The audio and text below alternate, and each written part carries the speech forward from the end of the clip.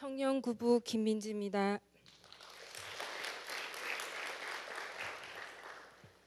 저희 아버지는 자수성가하신 분으로서 자식을 강하게 키우시기를 원하셨습니다.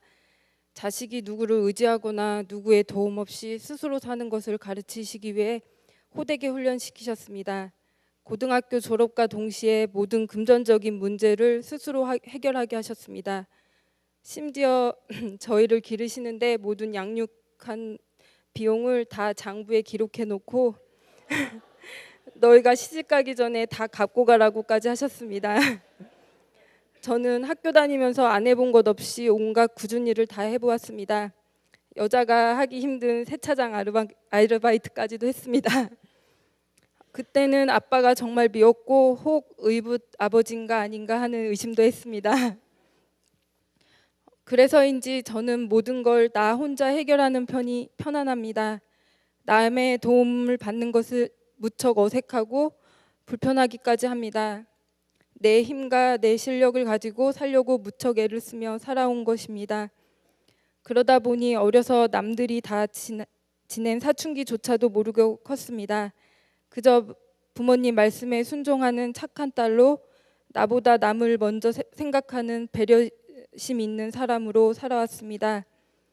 지금도 선한 사람으로 보이기 위해 마음과 다르게 행동할 때가 많습니다. 제가 미국에 오게 된 동기는 유난히 남에게 의지하기를 좋아하고 무엇보다 혼자 하기보다는 항상 누구와 함께 하기 좋아하는 철없는 동생이 유학을 오게 되자 동생을 돌보기 위해서 따라오게 된 것이었습니다. 미국에 도착한 날이 수요일인데 그날로 예수복음교회 구역 예배로 인도되었습니다.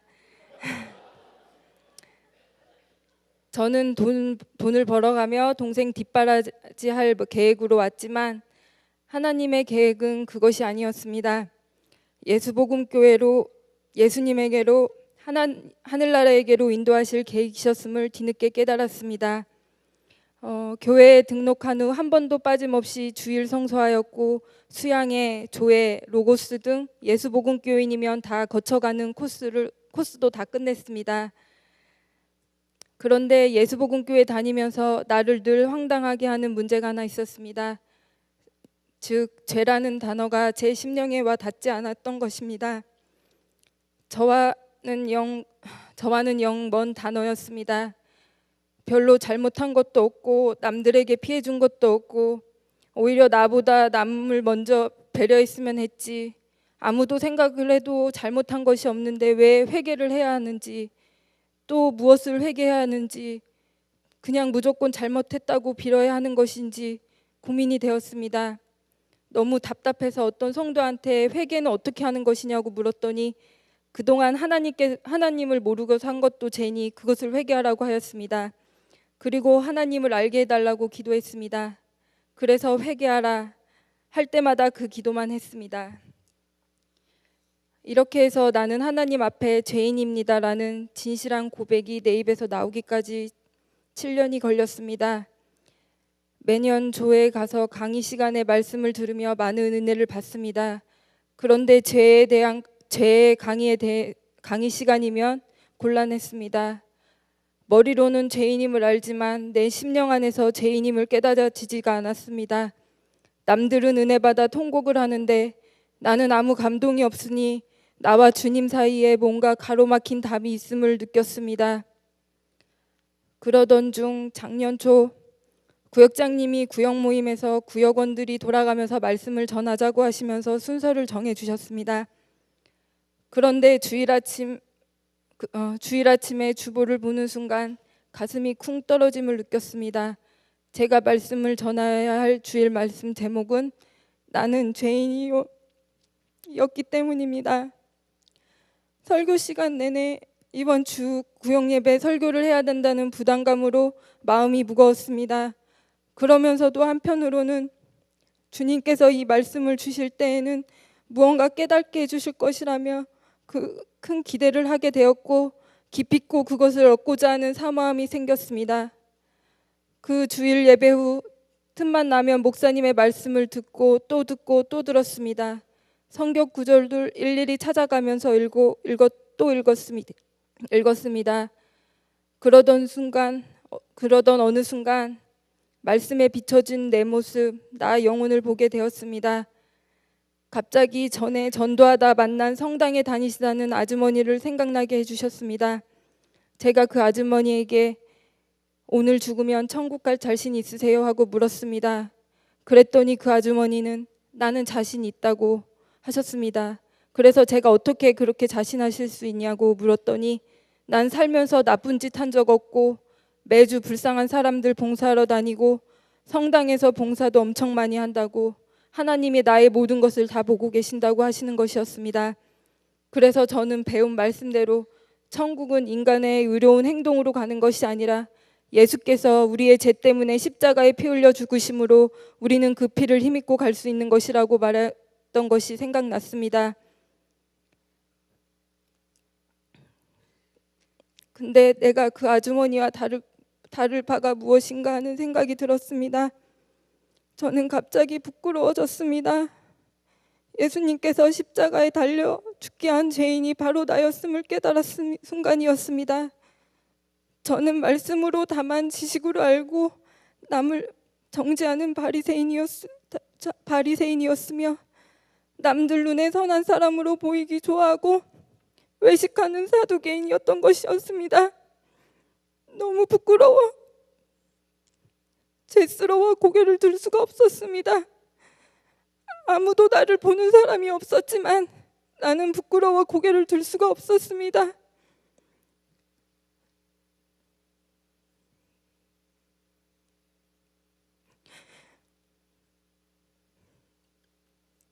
즉시 교회로 달려와서 기도하기 시작하였습니다. 기도를 할 수 없을 정도로 눈물이 나왔습니다. 마침내 말씀은 내 영혼을 비춰주셨고 말씀 안에 있는 빛은 나 영혼에 있는 죄를 드러나게 해주셨습니다. 말씀을 상고하고 말씀을 믿으니 어둠 가운데 있던 죄가 나타나고 드러나기 시작했습니다. 오랜 세월 동안 교회 안에 있으면서도 하나님 없이 스스로 의로워지려고 했던 나, 하나님의 도움 없이 살려고 했던 나, 내가 죄인임을 깨닫게 해주셨습니다. 그것을 깨닫게 하기까지 오랫동안 기다려주시고 나 영혼 깊숙이 잊어버릴 수 없는 체험으로 알게 해주신 하나님께 진심으로 감사하며 통곡하였습니다. 그 후 말씀에 의지한 기도는 반드시 응답이 있었고 또한 응답해 주시는 또한 응답을 주시되 가장 좋은 시간에 주심을 알게 해주셨습니다. 예수의 이름을 높여드릴 수 있는 큰 기회가 되었습니다. 재작년 이맘때 한국에 계신 엄마한테 전화가 왔습니다. 아빠가 작업 중에 기계가 폭발하셔서 전신 화상을 입었다고 하셨다는 것입니다.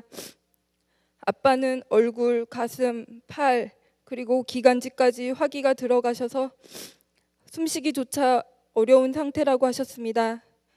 그래서 대전병원에서 서울 화상병원으로 옮겨가고 있다는 것이었습니다. 이 소식을 들은 저는 너무 두렵고 떨려서 울고 있는 엄마에게 아무 말도 하지 못하고 같이 울다 전화를 끊었습니다. 아무 생각도 나지 않고 오직 교회 가서 기도해야 된다는 생각만 했습니다. 교회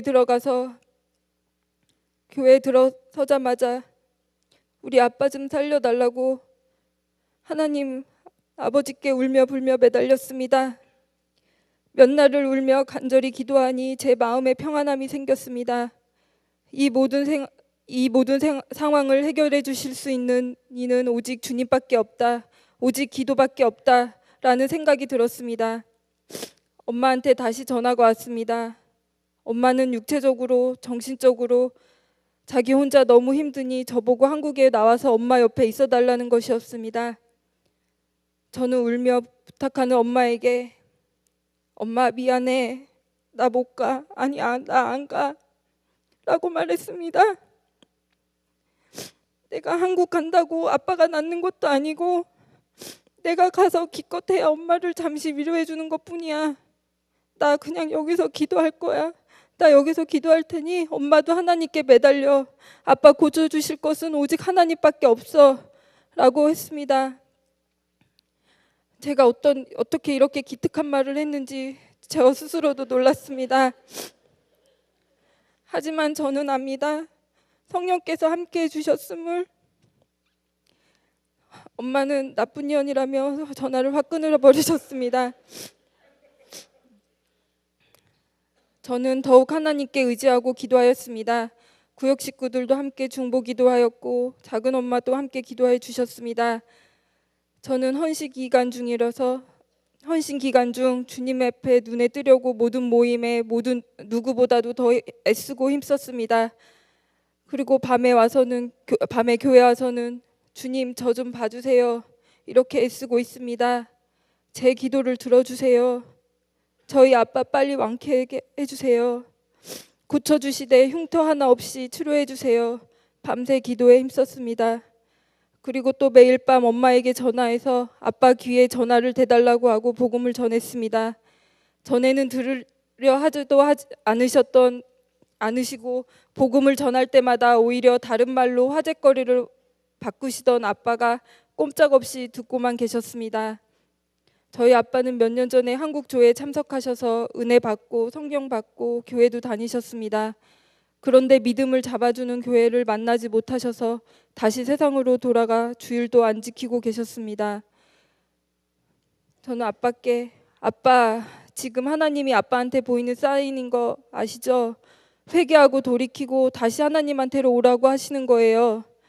2000년 전 예수께서 십자가에 달리심으로 고통당하실 때 아빠의 고통과 질병을 다 담당하셨으니 아빠 입으로 시인하고 기도하세요. 그리고 깨끗이 치료해 주시면 꼭 교회 가서 예배드린다고 기도하세요 라고 거듭거듭 말했습니다. 그러면서 한편으로 엄마 영혼에게 참 미안함을 감을 지울 수 없었습니다.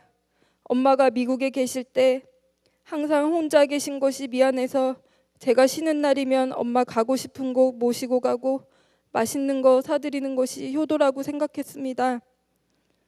우리 엄마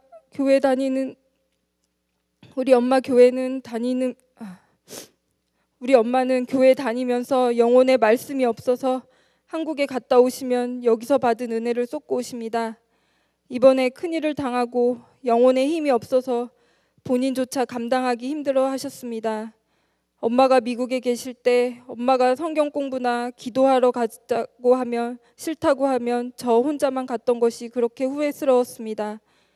이제라도 엄마에게 말씀을 먹어야 영혼의 힘으로 이런 환난도 이길 수 있다. 힘들 때마다 성경 읽으라. 오직 하나님께 의지하라고 권면하였습니다.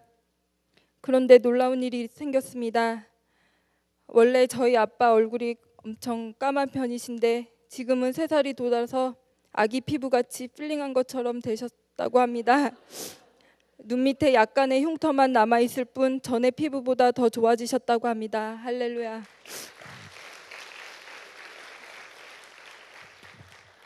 저는 이번 일을 통해서 주님을 더욱 의지하고 오직 말씀이 있어야 영혼의 힘으로 기도할 수 있음을 깨닫게 되었습니다. 작년에 로고스를 다시 수강하였습니다. 처음 로고스를 공부할 때 전혀 몰랐던 사실을 알게 되었고 이번 수강 때에는 그 말씀이 체험을 통해 내 영혼의 양식이 되는 것을 알게 하셨습니다. 처음 신앙생활을 시작할 때 예배 가운데서 하나님을 만나다 또 말씀으로 위로해 주신다 또 말씀으로 인도하신다는 말을 이해하지 못하였습니다. 눈에 보이지 않는 하나님이 어떻게 그렇게 하실 수 있는지 이해하지 못하였습니다.